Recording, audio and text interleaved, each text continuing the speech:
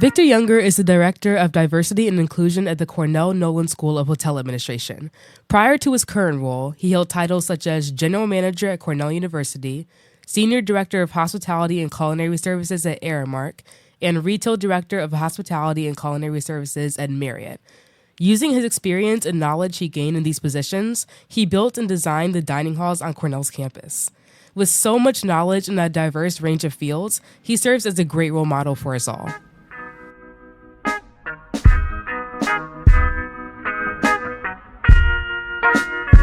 Hello, everyone. Welcome back to another episode of the Hotelie Podcast. I'm your host, Lucas Suero. And I am Nelvin Santana, your co-host. Victor, thank you for joining us on the podcast today. Oh, it's my pleasure being here, and thank you guys so much for an opportunity just to have a conversation. Yeah, of course. So, Victor, just tell us a little bit about yourself. What brought you to Cornell, and what do you do currently here? Yeah, first starting about who I am. So I'm a first-generation low-income student. Went to a historically black college and university in Virginia State University. And that was really a wonderful experience for me being a first-gen student and really understanding what it is to be in an environment of educators, but also being in an environment where I never really had to think about my identity because a historically black college is just that. It was a space to where it affirmed your identity, and it was just a great space to really explore. So that really jump-started who I am as an individual. And so when I think about my journey, so I actually majored in restaurant and hospitality management, and certainly had my experiences working with Marriott Corporation, Aramark Corporation. So I was living in Washington, D.C. before actually coming to Cornell. And it was through this opportunity to work with Aramark Corporation that I was invited to come to Cornell. And coming to Cornell was an opportunity for me to bring my corporate experience, particularly around branding within the hospitality space. So my responsibility and scope at that time of what brought me here was, how do I rebrand Cornell Dining to have the nuance and connection of a more global experience, but with a brand of how students identify with them. And so part of what doing that, bringing Starbucks and Seattle's Best and other brands, but also making it unique, bringing the home feel of Ithaca, like Ithaca Coffee Company and Gimme Coffee. I started that process on campus. So a 7-year project, if you will, to rebrand and to actually create new venues throughout the campus was really a great opportunity for me to leverage my hospitality background, my management skills, my corporate skills, and just who I am as an individual, of being able to bring that to Cornell. And so that was just probably one of the most exciting times of my life, but it was difficult. 7 years being in a space, predominantly white institution. I can imagine. Yeah, it was a challenge being here, but certainly working across campus and working with different partners really helped me to understand how to really collaborate and to get work done. So when you were studying at Virginia State, did you know you wanted to go into the restaurant F&B space? I had no idea. No idea. I mean, thinking about the restaurant space back in that day, if you will, it was all about, working in a kitchen. You didn't have the context for what the hospitality industry was all about. But after taking some of my first courses, business law, understanding management, HR practices, it just began to broaden my horizon. Wait a minute, this is an industry. This is not just about being, a front operational person. This is just not about, being in the culinary space. This is much broader. So it really heightened my idea that, wait a minute, I'm a personable person.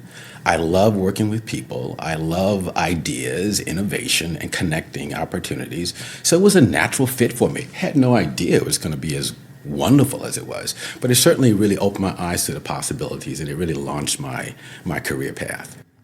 Yeah, so I actually really appreciate the point that you brought up where you were able to bring your identity into the project when you first came here. And I think that that's really important that you highlight that, because now seeing your position currently as Director of D&I here at the Hotel School, how was that kind of essential to your pivot into taking this new position, and how did that affect you taking on this new role? Well, I go back to my days of being in my University of Virginia State. As I said earlier, affirming who I am as an individual was never in question because I was in an environment that I really didn't have to question my identity as a black man. Yeah. But then actually matriculating into other spaces where I wasn't, in most cases I was the majority, or should I say the minority, it really helped me to understand my purpose and to understand how do I begin to utilize my platform to then be and support others that perhaps may not understand the landscape of things. And so this position and the ones that I've held before then, it's just a part of my DNA. I've always been about social justice. I've always been about how do we make sure not just equality happens, but how do we get equity?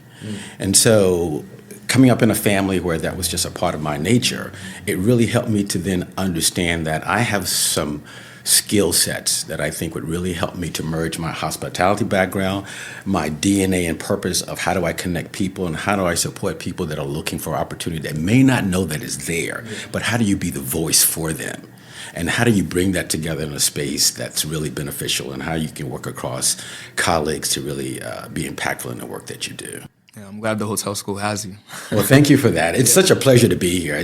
I get the pleasure, and I say it all the time, I have the pleasure of working with some of the most phenomenal people in the world, faculty, staff, students, and alumni, and it's just a pleasure to be a servant leader for all of my constituents. Yeah, and I think, I see that you said that equity has always been kind of like integral to you as a person, but I know that a lot of people, DEI in general right now is kind of a buzzword across a lot of industries. And so with that, a lot of different definitions come with it. For you, what definition do you give to equity? Well, I give to equity is that, diversity exists. We have diversity in this room, even though we may all identify as male at this moment. I may not know your other social identities, but diversity exists wherever we are. But then the equity piece is how do I get to know more about Nelvin? How do I get to know more about you? And how do I begin to understand what's salient to you? And how do I create a space and how do I help you to be the best version of yourself? And that's where we begin to unpack the unknown things about people's identity, whether you have maybe you're from a low income family, or perhaps you have some type of non-visible disability.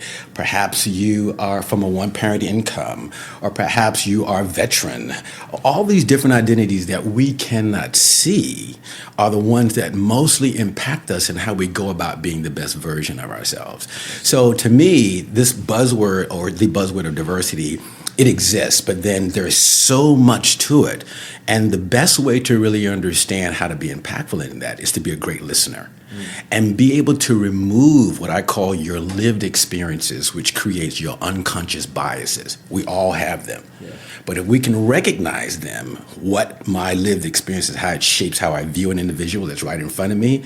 But if I'm curious and I seek first to understand, then it gives me an opportunity to be a better person to support you and for you to support me.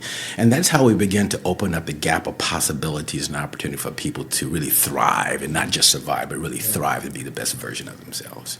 So, as you've been able to demonstrate, diversity and inclusion is an integral part to any working organization. But my question for you is, do you think it depends or matters if you're in different industries? How is it one fit or one size fits all?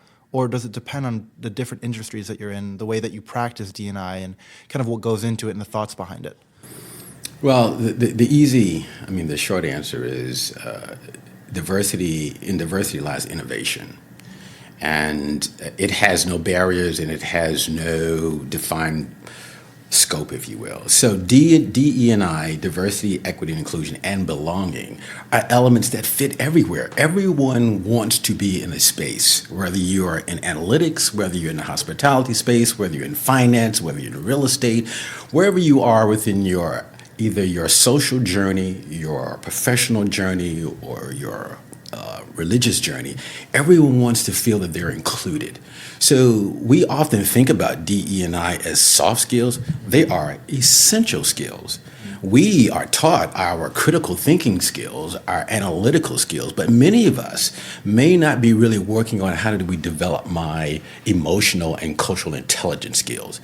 And those are the things that really separate us from others when we're out, either in our social circles, in our family, or in our group settings, or in our classroom, because now we're thinking a little bit more in depth about what does it mean that, okay, you may be from a different country. If I don't know anything, then I want to be curious about, can you tell me more about that?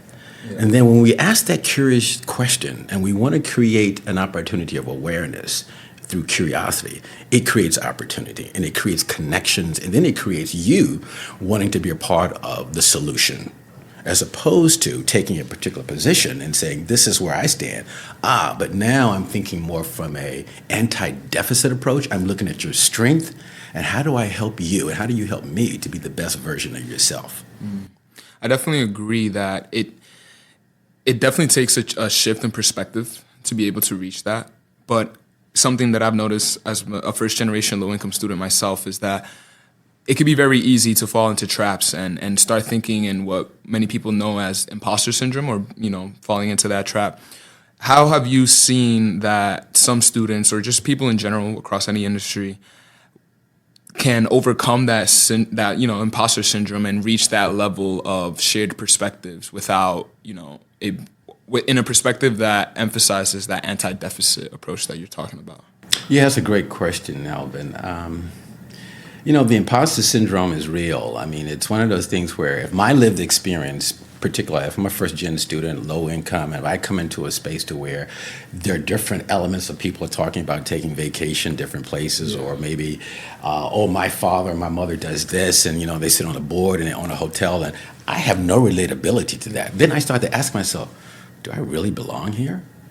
That's only natural. But then it's what do you do with that once you know that if you're engaging someone, then I'm hoping that you can ask from a curious perspective with the individual. So can you tell me more about that? And hopefully you can tell them a little bit about who you are, because it is not from your perspective that makes you better than. It's really our shared experiences, which really makes us to really build connections and to really want to collaborate. But it's not easy, but you have to be in the mindset of really not, maybe not standing so much in a position of this is who I am and you perhaps maybe look at me differently. It's like, okay, this is what I bring to the table and what do you bring to the table? And it does take some practice, and it takes a sense of comfort and also having a community to where you don't feel like you're alone in this. And in most instances, you're not alone. But that imposter syndrome can make you feel that way. And that's one of the things here at Cornell that we may tap into is, what do you find community?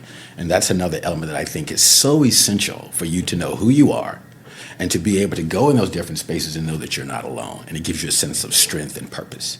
Yeah, and I can definitely agree to that. I can attest to that personally. I think until I didn't have my own safe spaces, I didn't feel comfortable to be myself completely. And until I didn't feel, safe to be myself completely, I didn't really start to make those connections with people that don't look like me per se, or that might not think like me. And so what are some efforts that you think Cornell are doing right now currently to make sure that students or just for any student, that they have a safe space?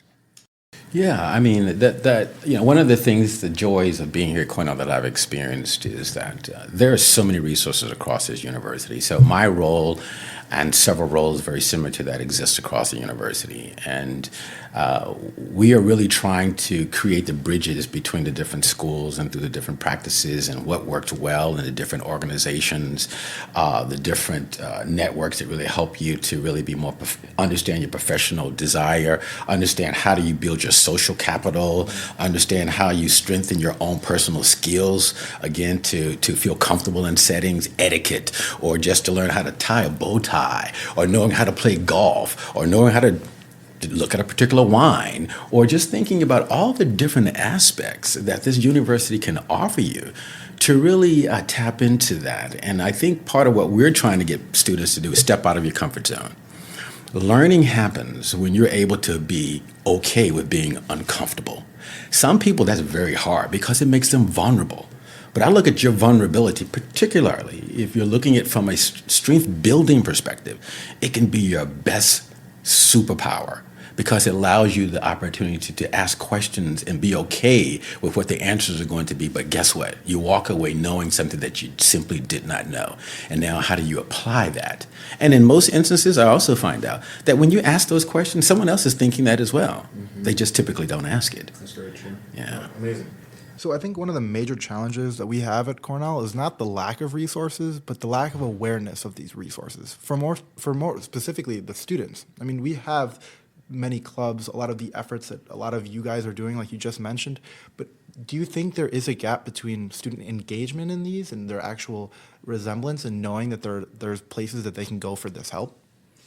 Yeah, you're absolutely right about that. I think engagement and having the curiosity or the desire to really reach out and understand that, wow, there are a lot of resources here, and I may not necessarily know how to get to them, but if I ask people or ask questions and begin to think differently about it, I can really connect to them. And then also talking to your other friends. You have faculty members that are here. You have other organizations. And if you sit down and just have conversations, you'll find out once again that, there's a first gen organization. There's an organization that helps with all of your study habits that's around the campus or what have you. There are printing resources over in what we call the Office of Academic Diversity Initiatives.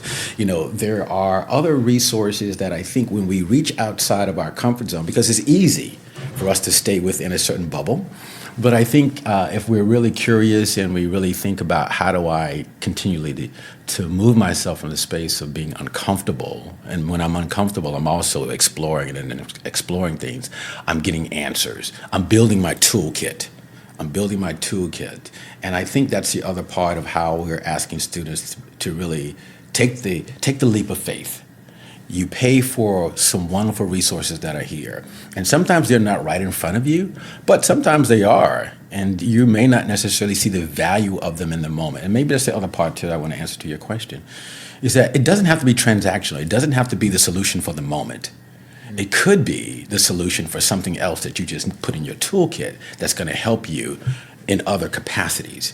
And so I think the other part for students that I'm really seeing and really asking them to think more strategically about and a little bit more broadly is that what you experience doesn't have to be for the moment. What you can experience, what you're experiencing can be other sources of what I call your toolkit that are helping you to really grow your portfolio that really makes you a holistic person. And sometimes it's hard to think out of that box because it's not right there in front of you. But I'm asking you and I'm pushing you in a very healthy way to challenge yourself to go explore those opportunities and where they are. And they are all over this campus, even in financial aid.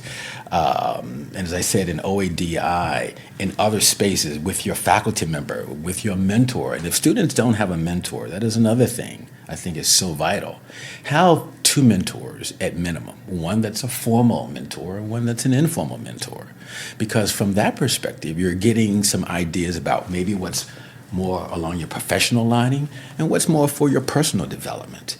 And that way, you're again balancing yourself. And I think that's just a good way to approach life. Always have people that you're okay with being vulnerable in front of, because if you don't know something, be okay with that. And in particular, if you have that trust relationship there, be okay with asking those questions and getting those answers. And they may sting for the moment, but trust me, they're really helpful as you grow and you continue to be the person and really find out how you can then share something that you found out that you did not know. And sharing it is another way of doing it as well. Yeah, and I believe that balance is key to living that holistic lifestyle, making sure that you hit all those checkpoints. But I noticed that as you grow as a college student and you get acclimated to the environment and everything, it can become a little bit harder to learn how to keep or maintain a work-life balance that's still, pushing you outside of your comfort zone, but making sure that you're hitting all those boxes, like you said. And I've also after, experiencing that, I see that that's also a skill that some people, that if you're not coming from a background that's per se, if you're a first generation student, for example, you might not have that in your toolkit. So, through your experience, and I can tell that your toolkit is very expansive, how have you come to grow on valuing the things that are important to you and making sure you're keeping that work-life balance? Yeah. Yeah, one of the things I often tell students, and I tell myself all the time, the things that got me here that are very essential to me, I can't leave them at the doorstep. I want to bring them with me, because those are the tools and those are the attributes that made me, Victor, made Nelvin, made you who you are. Yeah. And how do you continue to develop those skills? And how do you grow those skills? Because those are the things that really keep you in front of your dreams and your desires, because you're working from a positive aspect. And so I always try to say to myself, Victor, what's my responsibility? What do I want to learn in the moment? What is it that I want to take away from this very moment right now? And how do I take that and how do I apply it to either my personal life, my professional life, or my religious life? And I'm a man that believes in holistically thinking about how, if I'm spiritual, if I have a social life, and if I have my professional and family life, if I'm feeding all four of those, then I am then creating the best version of myself. And that's how I continue to really push myself to always move forward and always share what I have. And I think that's the other thing, is you gain knowledge, share knowledge. I often work with the IDP group, and we often talk about what we learn here doesn't stay here. What we learn here, we take out. And the things that we want to strip away, let's leave them here. And let's just leave them here, right? And so I think therein lies just the flip in your head. Again, I go back to the scenario.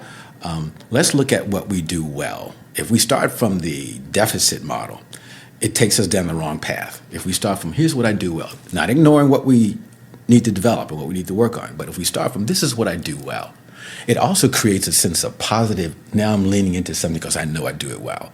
So now I'm going to work on that. And it naturally will begin to draw out the things that you're working on. And then it gives you more courage to focus on the things that you say, okay, wait a minute, I need to give this some more time. So it builds up that own self-perseverance, if you will, and resilience, once again, to continue being the best version of yourself. And I use those words all the time, because if we're not being the best version of ourselves, then we're not being full in the classroom. We're not being full within our social circle and our family and wherever we are, because there's something missing. And if you know what that something missing is, then own it. And then say, what now am I going to do to really address it, and how I'm going to move forward with it? And that's where I continually do my work every single day. I walk into my office and I say to myself, okay, Victor, what are you going to do today to be the best version of yourself? And then how are you going to share that, whatever that is? Amazing, truly amazing. And so as you talk about the things that you were really good at, I wanted to pivot a little bit and talk about your experience at first coming here to Cornell. So you came here and you were the general manager of Cornell Dining, correct? And something that I found really interesting was that, were you the one that designed most of the dining halls here on campus? So, yeah, for the most part, more of the retail venues. So when you think about all the retail spaces, I walk around this campus, I can say, oh, yeah. Now, some of them have changed names. So think about Trillium as an example. Think about the venue that's over in Goldie's, which is over, I think, in the Rockefeller Center or the Physical Science Building. There's so many spaces that I look at, and even bringing some of the local coffee, the Gimme Coffee that's here now. Yeah, it's like one of those things like, okay, I helped build that relationship. I even created, or we as a team created, our own brand coffee, and that was by building a relationship with the community. So that was so important to really merge your corporate and your intellect with the community and really bring people to the table, engage them. Because when you're engaging people, I think that's what really made my work in a way in which it was not as difficult to do. Even though it was difficult, but it was still so rewarding to be able to do the work, because we were engaging people and you were meeting people where they were. And there were some tough decisions that you had to make. You know, there were some venues, the business model did not work. No matter how you looked at the food costs, the bottom line profit, or the transactions, it didn't work. And so to go back and tell people, unfortunately, this model for this particular location, would need to make a change or perhaps move it. And then what I then had to make some decisions is to consolidate some of the businesses, to then drive traffic into more of the locations where we could actually offer better value for people, right? And so that was quite a challenge, but it was a wonderful experience. And I look at Olin Cafe and I look at many of the spaces around campus, and yes, they've evolved, and I did some of the schematic design for some of them. It's just cool to see it. And again, it was only because I positioned myself well. I had great mentors. I really challenged myself. Had no idea that I would be leaving Washington, D.C. to come to Ithaca, New York to do this type of work.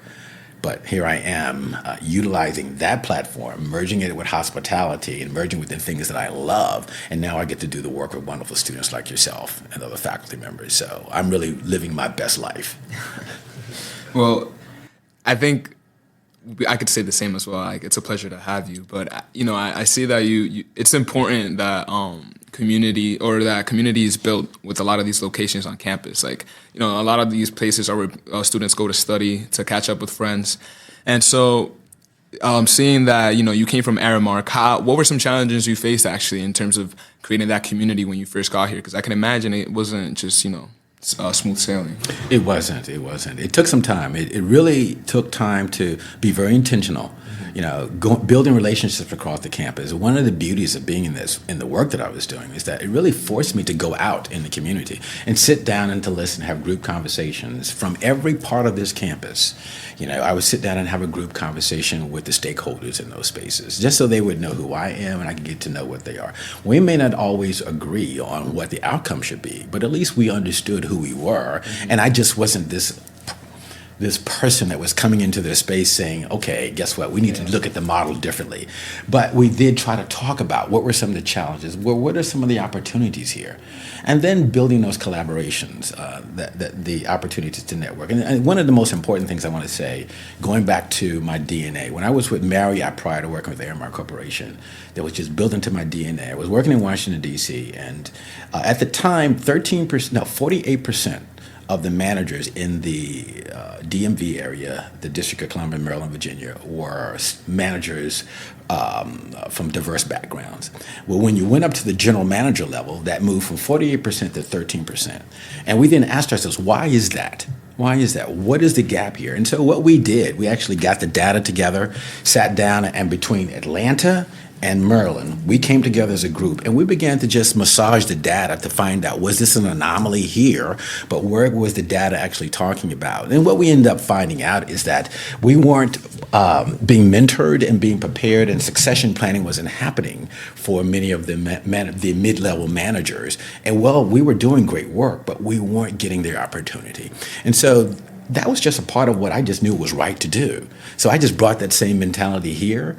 So what makes everyone to be the best version of themselves? How do you thrive? How do you meet them where they are? But how do you also challenge them to know that, wait a minute, if I'm not succeeding, perhaps maybe you're not succeeding. So how do we all succeed? Because there is space for all to succeed. It truly is. And the system may not always appear to be that way, but I think once we take a step back and ask yourself, so what's my responsibility in this solution and coming with a solution? Individually and collectively, then that starts a different conversation. So I believe in everything about meeting people where they are, being very intentional, create curiosity, create awareness, educate people, be a great listener, and understand your unconscious biases, because we all have them and they can really shape the way we respond to people. And if we're not doing that, do the reflective work to understand how we can be better for one another, and that really makes us better for humanity. Great. Thank you. Thank you so much. Really appreciate having you here. Yeah, it's my pleasure to be here. And thank you all for having a conversation. You don't often get time to sit down and just talk about these things that I think are so salient, I think, to everyday life, and how we navigate this space. 100%. So as our time on the podcast is coming to an end, I want to ask one last question. Sure. You've had a very successful career. Marriott, Aramark, here at Cornell Hotel School, a lot of things you've done. So what's something that you learned along your journey that you wish you knew earlier that you could provide to current students now? That life is a journey, and it is all about taking what you have in front of you, learning what you can from that, and actually what I'm going to walk away with, and how do I apply that to the next thing? And how do you continue to build on those things that make you the best version of yourself? But also, how am I giving back, and how am I being a global leader? And how am I actually looking from a curiosity perspective about others that look different from me? And if I know that there's a difference, how do I lean into that and just, with my curiosity and education and sense of awareness, I want to learn more.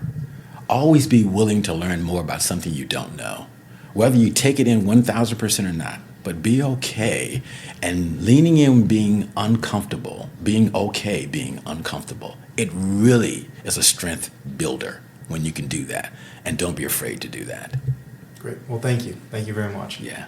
So thank you, everyone, for listening to another episode of the Hotelie Podcast. Nelvin, thank you for being here. Victor, thank you.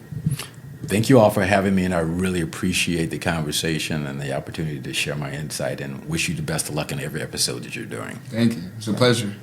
All right. Well, thank you, everyone, and we'll catch you guys on the next episode. Thank you very much.